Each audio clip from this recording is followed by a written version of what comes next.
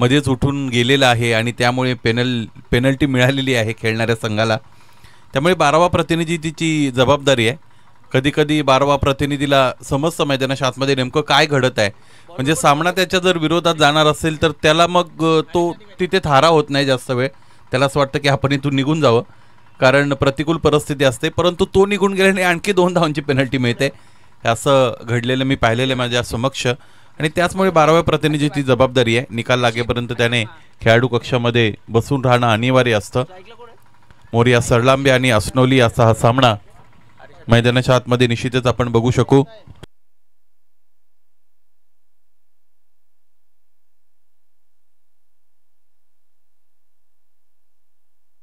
आसिफ शेख आणि मयूर दिनकर ही सलामीची जोडी, दोन्ही फलंदाज अत्यंत भेदक फलंदाज आहेत। विशेषत्वाने मयूर दिनकर यांची खेळी मागच्या वर्षीच्या मानदोशी चषकामध्ये मी पाहिली होती। चांगला भेदक फलंदाज आहे। स्ट्रायकिंग एंडला बॅटर आशिफ आणि नॉन स्ट्रायकिंग एंडला मयूर। डावखुऱ्या हाताचे फलंदाज अत्यंत आक्रमक रीतीने खेळत असतात। हरेश अधिकारीचं पहिलं षटक, पहिला चेंडू आखूड टप्प्याचा, मोठा प्रहार करण्याची संधी मिळाली होती परंतु तिला वापरता आली नव्हती फलंदाजाला अपेक्षित नव्हतं पहिला चेंडू आखूड टप्प्याचा त्याच्या पुढे येईल, तोही सुद्धा कमी गतीने, आणि त्यामुळे त्या सगळ्या गोष्टींसाठी तयार राहिलेला फलंदाज मैदानाच्या आतमध्ये बघू शकलो नव्हतो। आसिफ होते स्ट्रायकिंग एंडला। अस्नोली आणि त्यांच्या विरोधात मोरिया सरलांबे असा हा सामना मैदानाच्या आतमध्ये सुरू आहे। आजच्या 4थ्या दिवसातील पहिल्या फेरीचा तो शेवटचा सामना आहे। निर्धारित 4 षटकांसाठी तुमच्याकडे 20 मिनिटं आणि सुरुवातीची 3 षटकांसाठी 15 मिनिट आहेत। त्यामुळे गोलंदाजी करणारा संघ एकच चेंडू हाताळून झालेला आहे। क्षेत्ररक्षणाच्या रचनेमध्ये बदल अपेक्षित हरकत नाही, परंतु विहित वेळेमध्ये 3 षटकं कंप्लीट करणं गरजेचं आहे।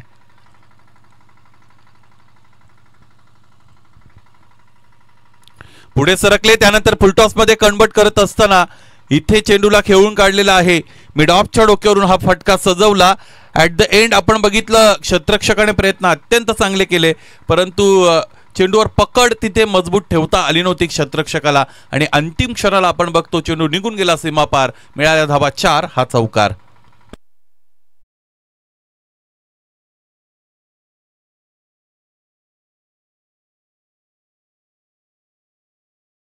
अस्नोली मैदानाच्या आतमध्ये गोलंदाजी करताना त्यांना पण बघता क्षेत्ररक्षण ते करतायत आणि फलंदाजी करतायत ते म्हणजेच मोरिया सरलांबे, सॉरी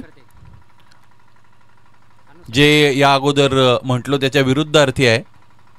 इथे आपण बघतो निश्चितच रिव्हर्सचा फटका होता आणि चेंडू पाहता पाहता सीमारेषेच्या पलीकडे निघून गेला। मला असं वाटतं अस्नोली संघ फलंदाजी करतोय आणि मोरिया सरलांबे निश्चितच गोलंदाजी करताय। क्षेत्ररक्षण त्यांचा मैदानाच्या आतमध्ये आहे। या फलंदाजाने आतापर्यंत 2 चौकार आपल्याला दाखवलेले आहेत, 3 चेंडूचा त्याने सामना केलाय। व्यक्तिगतरित्या 8 धावांवर मैदानाच्या आतमध्ये खेळतोय। उंचपुरे गोलंदाज आहेत हरेश अधिकारी मैदानाच्या आतमध्ये पहिलं षटक घेऊन right arm round the wicket. पुन्हा एकदा फुलटॉस आहे, हाय एल्बोने समोरच्या दिशेने खेळत आहेत। विजय तिकडे उपस्थित आहेत। चेंडू अडून फेकी केली जाईल, 1 धावेपेक्षा अधिक काही नसतं। बऱ्याचदा फुलटॉस चेंडूसाठी फलंदाज स्वतःला तयार ठेवत नाही आणि त्यामुळे फुलटॉस त्याच्याकडे आला की तो अवाक होत असतो। अंतिमतः चेंडू आणि फळीचा संपर्क करण्याचा तो प्रयत्न करत असतो। समोरच्या दिशेने खेळण्यापेक्षा आडव्या बॅटने फटका जर प्रोड्यूस करता आला असता फलंदाजाला तर यापेक्षा अधिकच्या धावा त्याला निश्चितच मिळाल्या असता, परंतु क्रिकेटमध्ये जर तरला कोणता थारा नसतो। किंतु और परंतु क्रिकेट में चलता नहीं। व्हॉट ए गुड शॉट, अत्यंत चांगला फटका। मॅन्डेटरी पॉवर प्ले मध्ये खेळत आहेत फलंदाज आणि स्लॉकचा हा फटका त्याने देऊन जातो। धावा 4, आणखी एक फटका दर्जेदार मयूरच्या बॅटमधून, हा चौकार।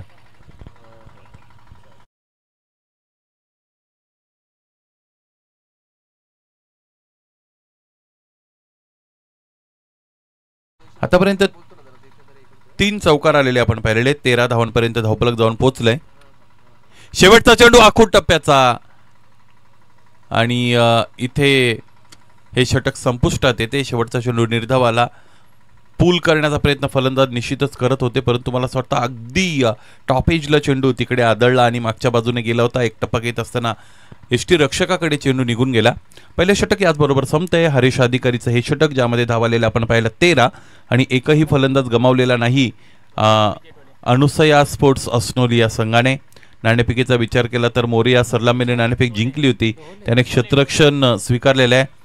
आजच्या दिवसामध्ये आपल्याला अत्यंत उत्कृष्ट आणि नामवंत गुणवंत पंच, लोकप्रिय पंच अभिजित सावंत सर पाहायला मिळतात. दशरथजी खुपसे सर आणि हेमंतजी तावडे सर हे सुद्धा आज आपण बघतोय. स्पर्धेचा दिवस क्रमांक 4. कालच्या दिवसामध्ये MR पॅनल आपण बघितला होता. विजय टोळे क्रमांक 2चं षटक घेऊन आलेले आहेत. 1:26 मैदानाच्या आतमध्ये या सत्राला इथे सुरुवात झालेली आहे. गोलंदाज उंचपुरे अशा पद्धतीचे गोलंदाज. ट्रॅकिंगला बॅटरचा विचार केला तर आसिफ शेख आहेत. 2 चौकारांशी 9 या व्यक्तिगत धावसंख्येवरती खेळत आहेत.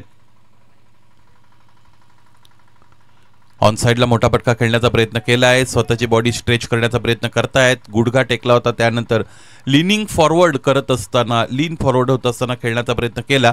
मुद्दामून कधी कधी फलंदाज आपल्यापासून दूर जाणाऱ्या चेंडूवर अशा पद्धतीने बॅटचा प्रहार करतात जेणेकरून त्यांचं शरीर मोकळं व्हावं.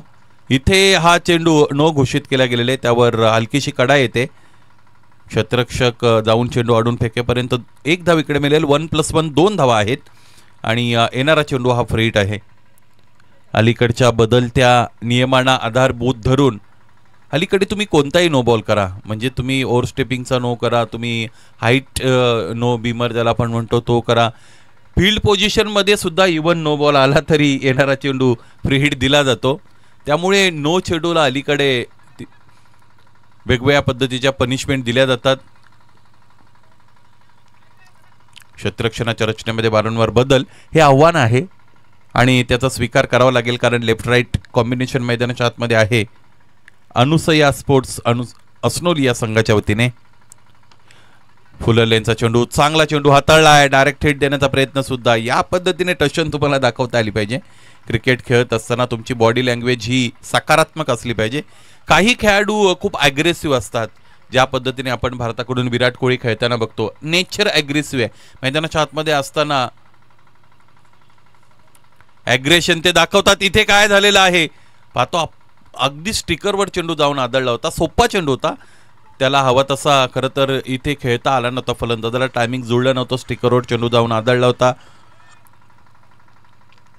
स्लॉग स्वीप करण्याचा प्रयत्न फलंदाज निश्चितच करताना आपण बघितले होते मयूरला, आणि एकच धाव मिळते. एकूण धावा आतापर्यंत आपण पाहिलं तर त्या आहेत 17 अर्थात 17.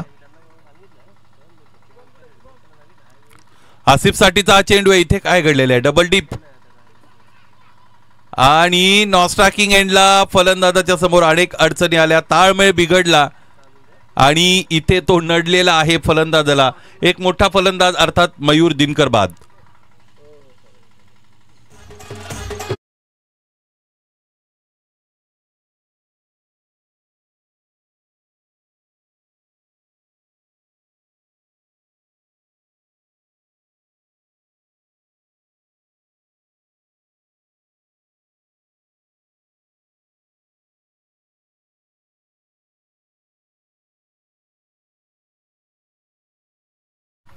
Seventeen runs on the board. This is the second over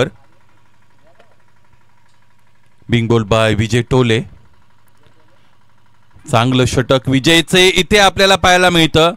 हलकीशी appeal जरूर रेच केलेली आहे. या अगोदरच्या चेंडूमध्ये धावबादच्या रूपाने फलंदाज बाद होत असलेले आपण बघितले होते. प्राइसलेस विकेट, ज्या विकेटची खरं तर फार मोठी किंमत होती, असा फलंदाज या अगोदर बाद झाला होता. या अगोदर बाद झाला होता मयूर दिनकर. यावेळेचा खराब चेंडू आहे आणि हुकचा फटका इथे दाखवतोय फलंदाज. एक टप्पा घेत असताना चेंडू सीमारेषेच्या पलीकडे निघून जातोय. लॉंग लेग रिजन सीमारेषा इथे भेदलेली आहे. हा चौकार.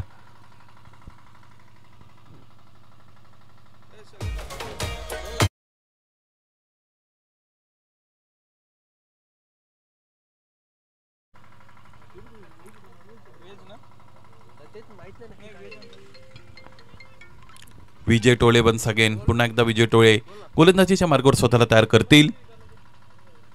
पुढे सरसवले, फुलटॉस मध्ये कन्वर्ट करत असताना कव्हरच्या डोक्यावरून खेळत आहेत.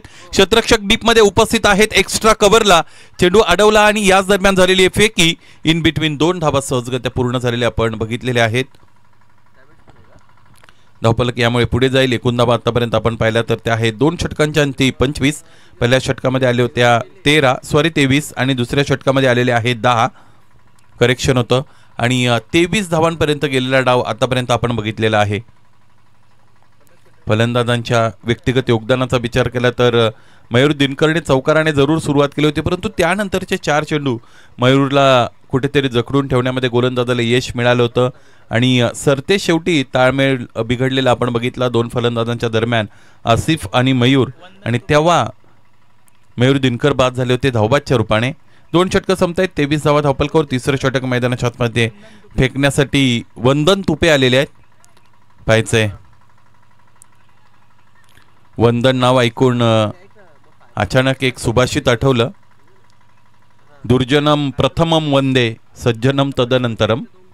अशा पद्धतीचा एक इंटरेस्टिंग सुभाषित आहे संस्कृतमध्ये की दुर्जन माणूस जर तुमच्या समोरून जात असेल तर त्याला सगळ्यात अगोदर वंदन करा. सज्जन माणसाला वंदन नाही केलं तरी चालेल. याची अनेक कारणं असू शकतात, त्यावर बोलताही येईल, परंतु सामना महत्त्वाचा आहे मैदानाच्या आतमध्ये. वंदन तुपे पहिला चेंडू त्यांनी निर्धाव फेकलेला आहे. फलंदाज प्रशांतच्या समोर उजव्या यष्टीच्या बाहेरचा चेंडू, खूप बाहेर जाणारा, दिशेवर इथे नियंत्रण ठेवता येत नाही गोलंदाज वंदनला आणि त्याचमुळे एक अतिरिक्त धाव धावपलकावर जोडली जाईल.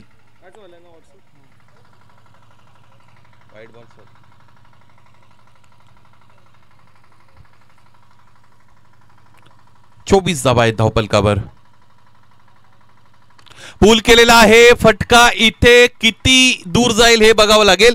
क्षेत्ररक्षकाने प्रयत्न जरूर केले होते, त्याच्या हाताला चटका बसतोय आणि 6 धावांचा झटका लागतो गोलंदाजी करणाऱ्या संघाला, अर्थात मोरिया सरलांबेला हा षटकार.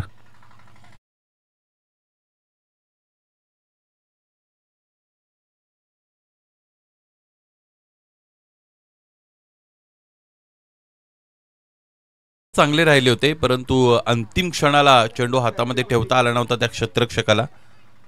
30 धावा आहेत धावपलकावर आतापर्यंत. पुढ्यात ठेवलेला चेंडू, त्यावर लॉफ्टेड ऑफ ड्राईव्हचा फटका. इथे क्षेत्ररक्षक उंच उडी घेत आहेत, परंतु ते काहीही अधिकच करू शकले नाहीत. त्याहीपेक्षा अधिक उंचीने चेंडू निघून गेलेला आहे. अगदी डगआउटला दिली गेलेली सलामी. आणखी एक मोठा फटका, आणखी एक षटकार.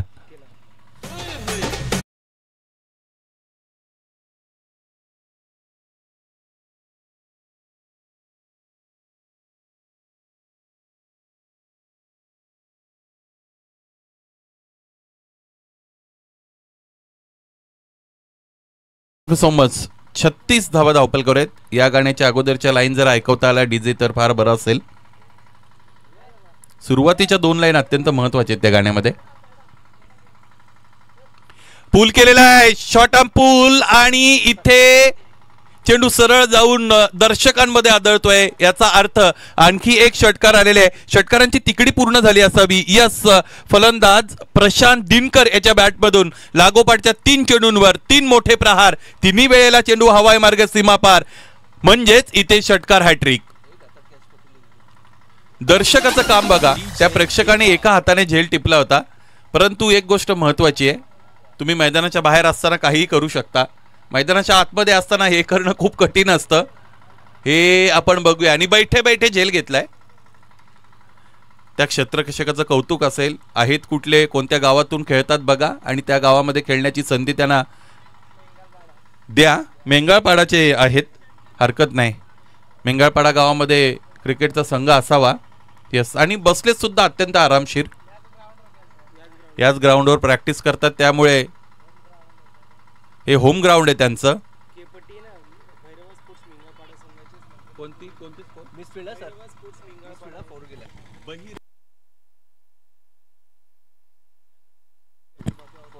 आणि आणखी एकदा आपण बघतो क्षेत्ररक्षणामध्ये इथे चूक होते आणि चेंडू सरळ निघून जातोय सीमारेषेच्या पलीकडे. आणखी एक चौकार आलेला आहे. या खेळपट्टीचा विचार केला तर भैरवा स्पोर्ट्स मेंगाळपाडा यांच्या वतीने ही खेळपट्टी बनवण्यात आलेली आहे. अत्यंत चांगली खेळपट्टी आहे. पॅराडाईज टू बॅटिंग असं जिला म्हटलं जातं. फलंदाजांसाठी नंदनवन आहे. चांगल्या टप्प्यावर चेंडू जर ठेवता आला तर गोलंदाज सुद्धा या खेळपट्टीचा चांगला वापर करू शकतात. हेलिकॉप्टर उडवल्या जरूर, परंतु लँड कुठे होईल हे बघावं लागेल. आणखी एक पाऊल जर मागे आलं असतं क्षेत्ररक्षकाचं तर फलंदाजाच्या बाजूने रिझल्ट निश्चित लागला असता, परंतु इथे फलंदाजाला बाद करण्यामध्ये यश मिळते. गोलंदाज वंदन तुपेला. वंदनच्या विरोधात अगोदर 3 षटकार आले होते, 1 चौकार आला होता आणि फलंदाज प्रशांत दिनकर याच्या खेळीचा इथे अंत झालेला आहे.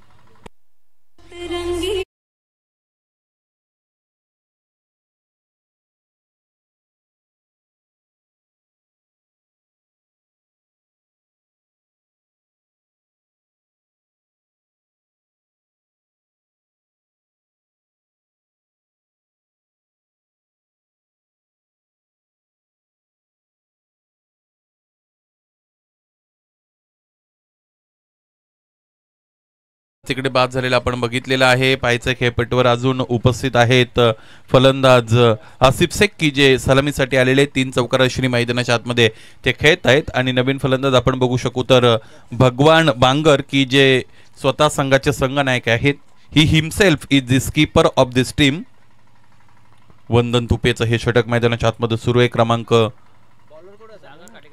3चं आणि ते संपलंय. नवीन गोलंदाज इथे निश्चितच पाचारित केलाय क्रमांक 4 साठी सागर खाटेगरे. यावेळेचा फटका खूप चांगला आहे. बैठक फटका आपल्याला पाहायला मिळतो. ऑनसाइड मध्ये उचलून मारलेला आहे आडव्या बॅटने आणि याचमुळे 1 टप्पा नाही, सो सॉरी, प्रतीक्षा पंचांच्या इशाऱ्याची आपण करत होतो. पंचांचे दोन्ही हात आबाळाकडे गेलेले आहेत, याचाच अर्थ हा षटकार आहे. प्रथम दर्शनी असं वाटत होतं की 1 टप्पा घेत असताना चेंडू सीमारेषेच्या पलीकडे गेला असावा, परंतु आश्चर्यकारकरित्या अंतर मिळते या फटक्यावर फलंदाज आसिफ शेखला. आशिफची आई साईट आता सेटल झालेली, त्यामुळे आशिफकडून अशा मोठ्या फटक्यांची अपेक्षा असेलच. डगआउटला 52 पर्यंत गेलेला डाव आपण बघतो. स्विच करण्याचा प्रयत्न इथे आहे आणि यष्टीरक्षक चूक करतोय, त्यामुळे दणदण करत असताना अलॉंग द कार्पेट चेंडू निघून जातोय डीप थर्ड मॅन रिजन सीमारेषेच्या पलीकडे. षटकारानंतर आणखी एक मोठा प्रहार, आणखी एक चौकार.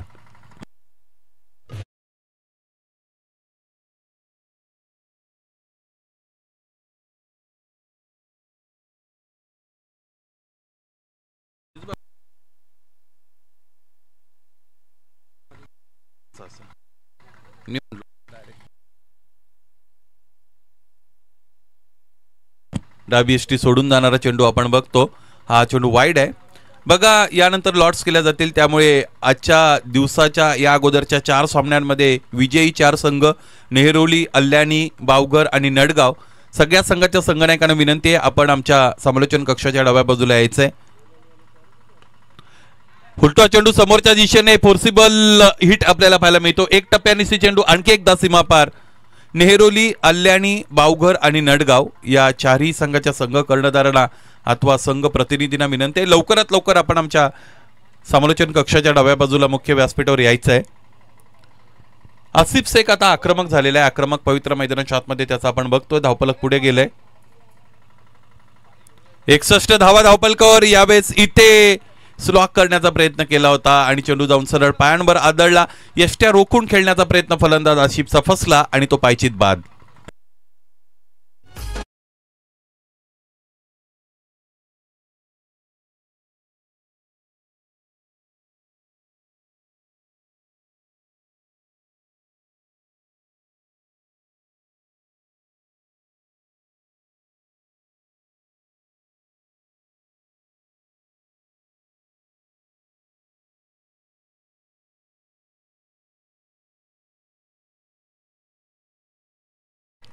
दोन चेंडूंचा खेळ. यानंतर शेषे नवीन फलंदाज मैदानाच्या आतमध्ये असनोली संघाच्या वतीने अवेश मैदानाच्या आतमध्ये जातोय.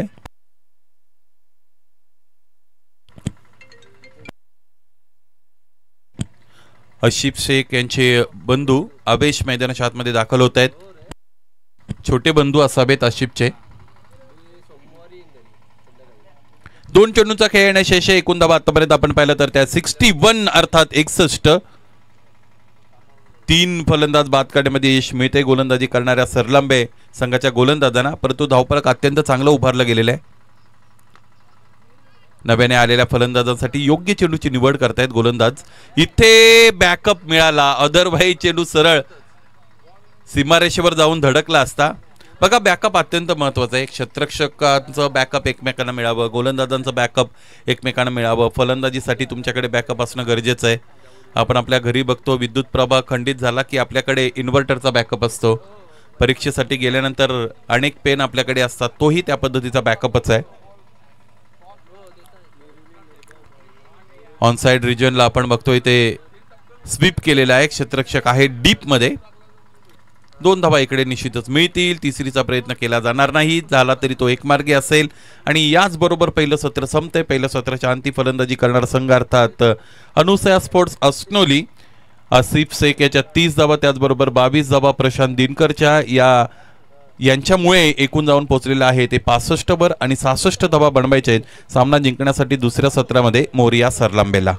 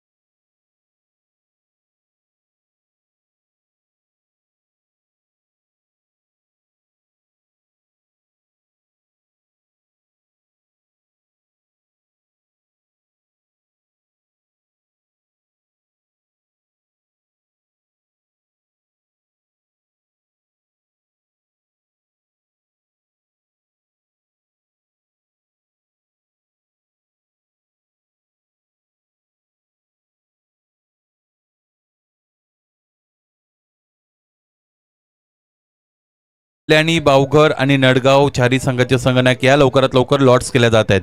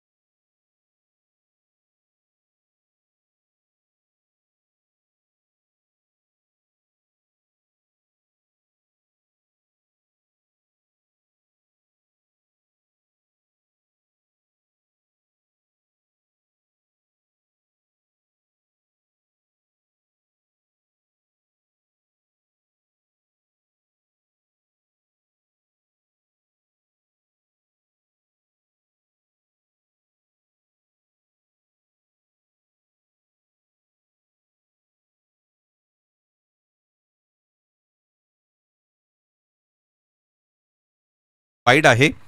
अतिरिक्त धाब्याने धावपलकाला श्री गणेशा मिळतोय. धावपलकाचा शुभारंभ होतोय. सुयोग तुपेसाठीचा हा खोलवर टप्प्याचा वेगवान चेंडू आहे, ज्यामध्ये ड्राईव्ह करत असताना सुयोगला आपण पाहिलेलं आहे. क्षेत्ररक्षक होते. मिड विकेटला चेंडू आडून फेकी झाली. एक धाव इकडे मिळाली. बघा, धावा बनवायचे 66. त्यामध्ये तुम्हाला निर्धारित 4 षटकांचे 4 भाग करावे लागतील. मॅन्डेटरी पॉवर प्ले साठी तुमच्याकडे विशिष्ट प्लॅन असणं अत्यंत गरजेचं आहे. आणि मॅन्डेटरी पॉवर प्ले मध्ये 66चा चेस करत असताना मला असं वाटतं कमीत कमी 15-16 धावा बनवणं गरजेचं आहे. पुढे ठेवलेला चेंडू कव्हरच्या डोक्यावरून लॉफ्टेड कव्हर ड्राईव्ह. क्षेत्ररक्षक चेंडूपर्यंत पोहोचण्याचा आटोकाट प्रयत्न करतायत.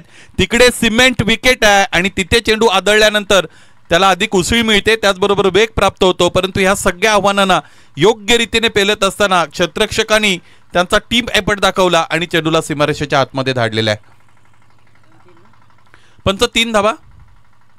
यस. आणि याचमुळे 3 धावा निश्चितच इकडे पूर्ण होत असलेल्या आपण बघत आहात.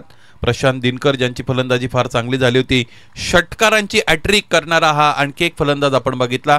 कालपासून फलंदाज बघतो. महेश गोरे नावाचा फलंदाज शेरे संघाच्या वतीने त्यांनी लागोपाठच्या 3 चेंडूंवर 3 षटकार दाखवले होते. SVN वाशिम संघाचा महेश गोरे. त्याचबरोबर आणखी फलंदाजांचा जर आपण विचार केला तर बाली भागरेनेही लागोपाठच्या 3 चेंडूंवर 3 षटकार दाखवले होते आणि 5 चेंडूंमध्ये 5 षटकार त्याच्या बॅटमधून आले होते अशी माहिती मिळते की जी अधिकृत आहे.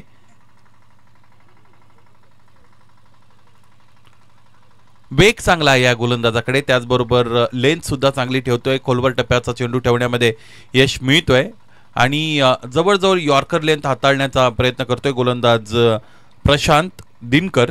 बघा, गोलंदाज म्हणून तुमच्याकडे अतिरिक्त उंची असेल तर तुम्हाला फुलर लेनचे चेंडू ठेवण्यामध्ये अडचणी येतात. परंतु तुम्ही कमी उंचीचे जर असाल तर तुम्ही यॉर्कर किंवा खोलवर टप्प्याचे चेंडू चांगल्या पद्धतीने हाताळू शकता. खरं प्रत्येक वेळेस असंच होईल असं नाही, कारण इंटरनॅशनल क्रिकेटमध्ये आपण बघितलं ब्रेटली सारखा गोलंदाज की जो उंचीनेही मोठा होता आणि खोलवर टप्प्याचे यॉर्कर सुद्धा तो चांगल्या पद्धतीने हाताळायचा. कमी उंचीच्या गोलंदाजाचा जर विचार केला तर लसित मलिंगा, यॉर्कर किंग म्हणून त्याला ओळखलं जायचं. लसित मलिंगाच्या वतीने सायडाम गोलंदाजी करत असताना अनेक यॉर्कर अनेक फलंदाजांच्या समोर ठेवण्याचा विक्रम आपण बघितलेला आहे.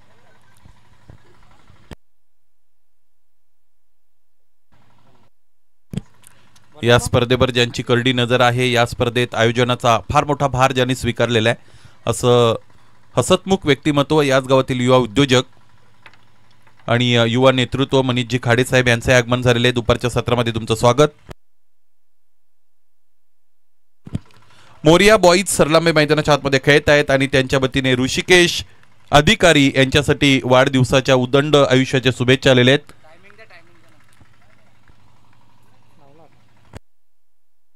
पहिलं षटक हाताळण्यासाठी 6 मिनिटं वापरलेली आहेत, त्यामुळे दुसरं षटक मैदानाच्या आतमध्ये लवकरात लवकर इथे सुरू करावं लागेल. निर्धारित 3 षटकांसाठी तुम्हाला 15 मिनिटांचा अवधी आहे.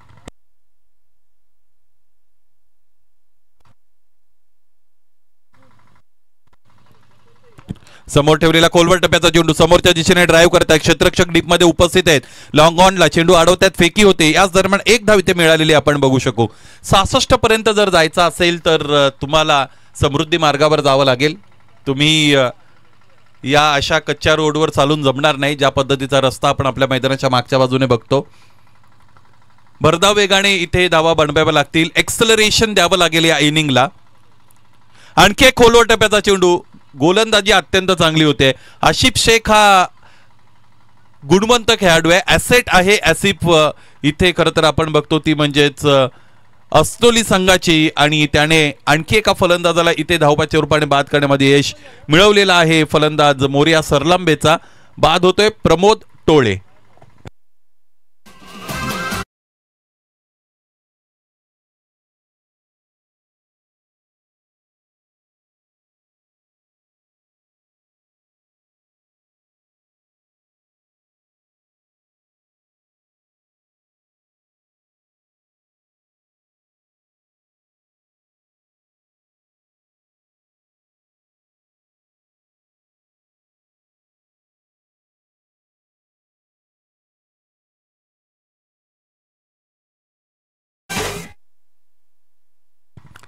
12 runs on the board while chasing 66 runs by Moria Sarlambe. And this is the second over. Asif Sheikh is the bowler.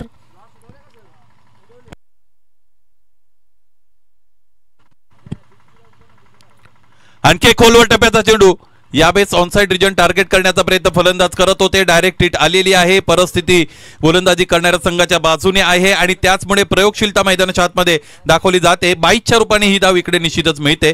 आमचे पंच मैदानाच्या आतून इशारा करतात. खरं तर पूर्वीचं क्रिकेट अनुभवी खेळाडूने अनुभवलेला आहे. शशिकांत सर आमच्या बरोबर जोडलेले आहेत. पूर्वी या पद्धतीच्या इशाऱ्यांची गरज नसायची. पंचांच्या वतीने सगळं ढोबळ मानाने लिहिले जायचं, परंतु अलीकडे तसं नाही. प्रत्येक गोष्ट विशेषत्वाने तुम्हाला सांगावी लागते. यावेळेस फटका बसलाय कारण क्षेत्ररक्षक चेंडू खाली आलेला आहे. त्याने टिपलाय जेल आणि याच बरोबर फलंदाज सुयोग तुपे यांचा संपलेला आहे खेळ. दुसरा फलंदाज बाद होतोय. बेग युअर पार्डन, विजय टोळे बाद झालेले आहेत आणि दुसरा फलंदाज बाद होतोय मोरिया सरलांबेचा.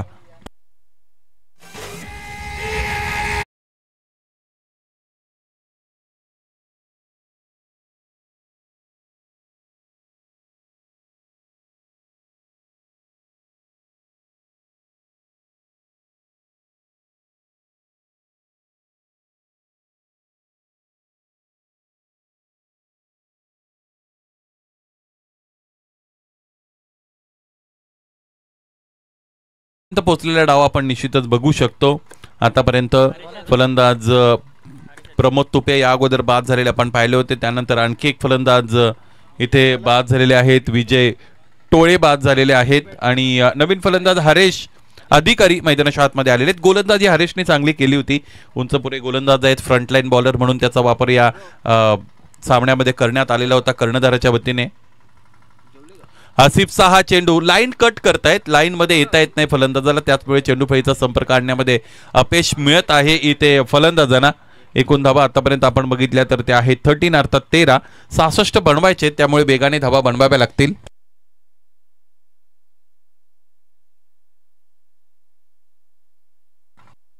हरेश तुपे या फलंदाजाने लागोपाठ 3 षटकार जर दाखवले तर याच गावचे उद्योजक श्रेयसजी वेखंडे यांच्या वतीने 5,000 रुपयांचं कॅश प्राइज अनाऊन्स झालेलं आहे.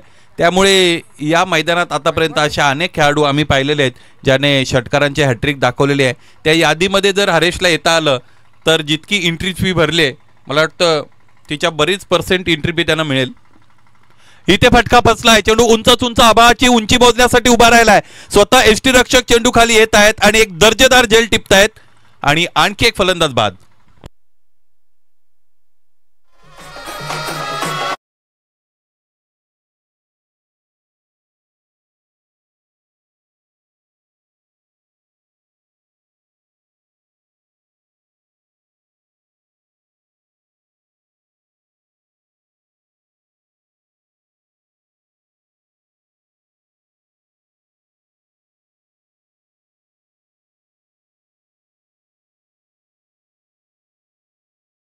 गेलेले 66 बनवायचे. निर्धारित 4 षटकांमध्ये आसिफ शेखचं दुसरं षटक आपण पाहिलं ज्यामध्ये धावा आलेले आहेत फक्त 4 आणि 2 महत्त्वपूर्ण फलंदाजांना बाद करण्यामध्ये त्याला यश मिळलं. प्रशांत दिनकरचं पहिलं षटक ज्यामध्ये धावा आले होते 10. त्याचमुळे उर्वरित 12 चेंडू राहिलेले आहेत. 52 धावांची गरज आहे. धावफलकाचा हिमालय सर करावा लागेल. शिवधनुष्य ते उचलावं लागेल. विडा उचलावा लागेल फलंदाजांना आणि ते करावं लागेल मैदानाच्या आतमध्ये फलंदाज प्रशांत हुमणे आणि त्याच्या साथीने सुयोग तुपे या फलंदाजांना.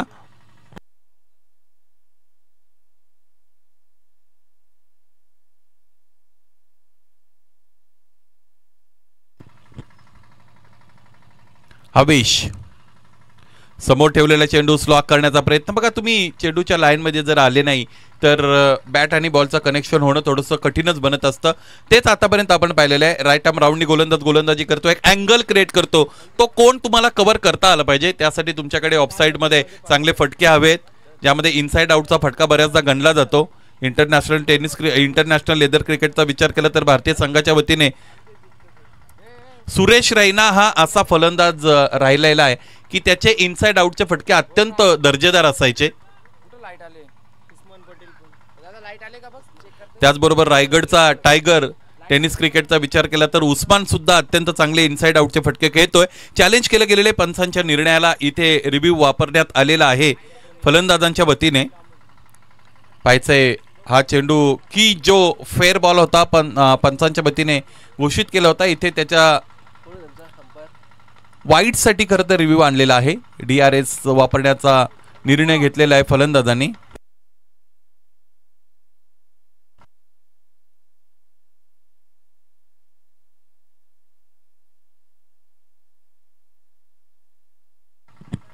तिसऱ्या पंचांना विनंती असेल आपण जोडले जा.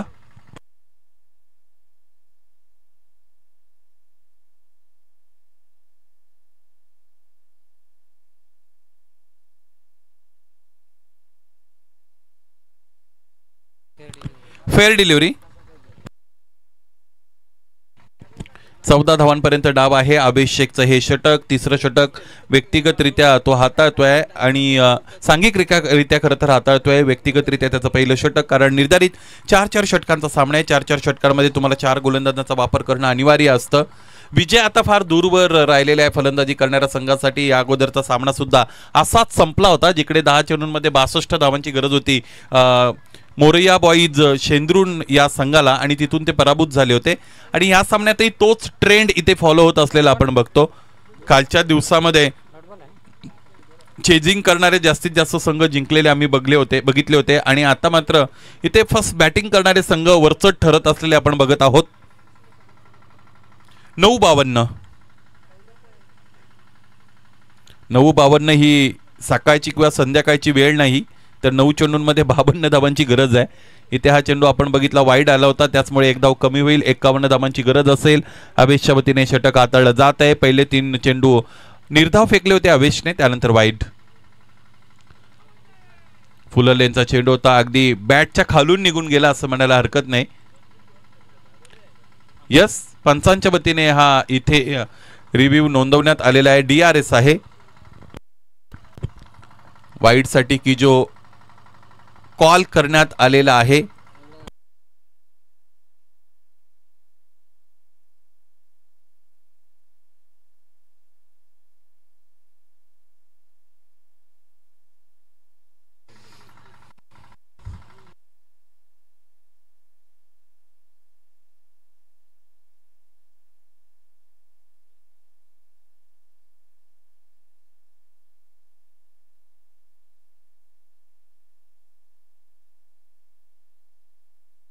Fair delivery.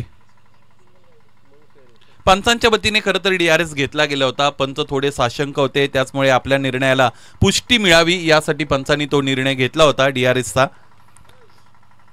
इम्पॅक्ट अत्यंत महत्वाचा आहे. खरं तर चेंडू अँगल जरी होत असेल तरी ज्यावेळेस बॅट आणि बॉलचा जो संपर्क होण्याचा जो इम्पॅक्ट असतो तो महत्वाचा आहे. तिथून पुढे चेंडू कसा ट्रॅव्हल होतो, त्या ट्रिम लाईनच्या जरी तो ट्रिम लाईनला क्रॉस झाला तरी ती जी फलंदाजाच्या मागची लाईन असते, स्टम्प्सची जी लाईन, ती त्यामध्ये बऱ्याच गोष्टी प्ले करत असते. त्याचा महत्त्वाचा रोल असतो तिकडे. आणि या सगळ्या गोष्टी पंचांना पाहाव्या लागतात खऱ्या अर्थाने. टेक्निकल सपोर्ट नोंदवला तो वेगवेगळे अँगल आपल्याकडे असतात, परंतु मैदानाच्या आतमध्ये पंच सजीव आहेत, त्यामुळे त्यांना एकच अँगल असतो 2 डोळ्यांचा. 7 चेंडू आणि 49 धावा. इथे आपण बघतो इम्प्रोवाइज क्रिकेट खेळण्याचा प्रयत्न करतायत. समुद्रामध्ये अनंत लाटा असतात असं म्हणतात, की त्यातील अनंत लाटांमधून किती लाटा ह्या किनाऱ्याला धडकतात याला महत्त्व असतं. क्रिकेटमध्ये फलंदाजी करत असताना तुम्ही प्रयत्न किती करता मोठे फटके खेळण्याचे, त्यापेक्षा किती वेळा चेंडू सीमारेषेवर जातो याला महत्त्व उरतं. 6 चेंडू 49 धाबांची गरज आहे. विजय फार दूर राहिलेला आहे. आता इथून समृद्धी महामार्गावर 6 चेंडू लागोपाठ जरी हिट केले तरी 6 मध्ये 49 दिल्या जाणार नाहीत, कारण क्रिकेटमध्ये सगळ्यात जास्त धाबा तुम्हाला एका फटक्यावर मिळतात त्या म्हणजे 6. अलीकडे ती चर्चा सुद्धा छेडली गेली होती. रोहित शर्माची एक इंटरव्ह्यू मी खरं तर बघत होतो, तिकडे रोहित शर्मा म्हणत होते की बघा रोहित शर्माच्या मनाचा मोठेपणा कसा आहे.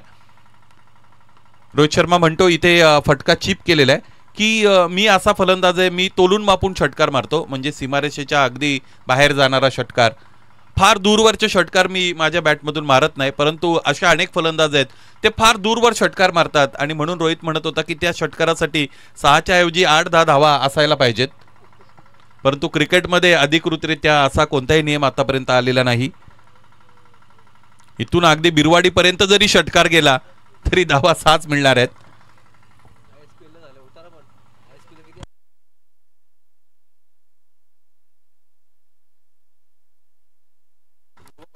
इंडियन स्ट्रीट प्रीमियर लीग मध्ये त्या पद्धतीचं खरं तर आपण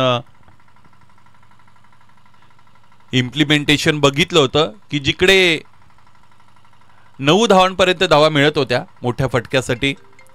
163 मीटर सगळ्यात लांब पल्ल्याचा षटकार शाहिद आफ्रिदीचा. आणि म्हणजे आश्चर्यकारकरित्या अंतर 163 मीटर खाऊ नये आणि तितक्या दूर शाहिद आफ्रिदीने चेंडू टोळवला असावा का असे अनेक प्रश्न आहेत, परंतु युट्यूबवर त्याचं उत्तर तुम्हाला मिळेल. 21 रन्स ऑन दी बोर्ड. आडव्या बॅटने समोरच्या दिशेने फोर्स करायचा होता आउटर एज आणि त्याचबरोबर स्लीप कॉर्डन मध्ये एक क्षेत्ररक्षक टिपतोय झेल. आणखी एक फलंदाज बाद.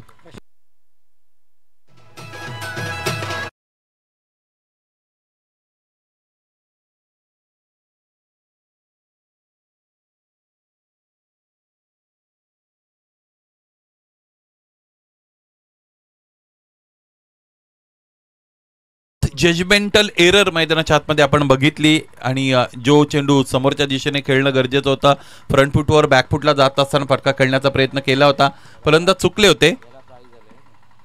ज्या फलंदाजावर प्राइज होती त्या फलंदाजाकडे खेळण्यासाठी आता 2 चेंडू असतील, त्यामुळे एकतर तुम्ही प्राइज बदला. यस, अगदी बरोबर. 2 चेंडू आणि 2 षटकार जर लगावले गेले, गोलंदाजाच्या बरोबर काहीतरी चॅटिंग झालेली आहे फलंदाजाची, त्यामुळे आता बघणं अत्यंत गरजेचं आहे. मनोजी वेखंडे यांच्या वतीने 2222 अर्थात 2222 रुपये. मयूर डावी यष्टी सोडून जाणारा चेंडू मयूरच्या वतीने ते फेकण्यात आलेले आहे. पंचांच्या चेहऱ्यावर सुद्धा थोडं स्मिताहास्य आहे. या सगळ्या गोष्टी विशिष्ट चर्चेकडे आपल्याला घेऊन जातात. सामना मात्र गोलंदाजी करणाऱ्या संघाच्याच ताब्यात आहे. सामन्यावर त्याची मगर मिठी आहे असं म्हणायला हरकत नाही. हवेमध्ये तीर चालवावं त्या पद्धतीने बॅट जरूर फिरली होती, परंतु चेंडू फळीचा संपर्क निश्चितच इकडे आला नाही. शेवटचा चेंडू आहे फलंदाज हारिससाठी. आखूड टप्प्याचा चेंडू इथे कमी गतीने फेकला गेलेला आणि याच बरोबर हा सामना जिंकण्यामध्ये यश मिळालेले ते म्हणजेच अनुसया स्पोर्ट्स अस्नोलीला. फार मोठ्या फरकाने हा सामना अनुसया स्पोर्ट्स अस्नोलीने जिंकलेला आपण बघतो. जवळजवळ 43 धाबांचं अंतर इथे आपण बघतो. पहिल्या सत्रामध्ये आशिफ 33, त्याचबरोबर प्रशांत दिनकरने 6 मध्ये 22 बनवल्या, 5-4 मिळाल्या मयूर आणि आवेशकडून. त्या सत्रामध्ये आपण बघितलं सागर काटेगरेने 1 गडी बाद केला, वंदन तुपेचा 1. इतरही कोणत्या गोलंदाजाला तिथे यश मिळालं नाही फलंदाज बाद करण्यामध्ये. मोरया सरलांबेच्या वतीने जो रिप्लाय देण्यात आला प्रत्युत्तरादाखल सुयोग तुपेच्या सगळ्यात जास्त 10 धावा, त्याचमुळे आपण म्हणू शकतो की या सामन्यामध्ये फार मोठा डिफरन्स क्रिएट झाला. गोलंदाज आशिफने 3 गडी मिळवले आणि ओव्हरऑल हा सामना दिमागदार पद्धतीने जिंकलेला आहे अस्नोली संघ. जिंकणाऱ्या संघाचं मनपूर्वक हार्दिक अभिनंदन. या सामन्यामध्ये पराभव पत्करावा लागला तो म्हणजेच सरलांबे संघाला. चांगलं शिस्तबद्ध क्रिकेट तुम्ही दाखवलं.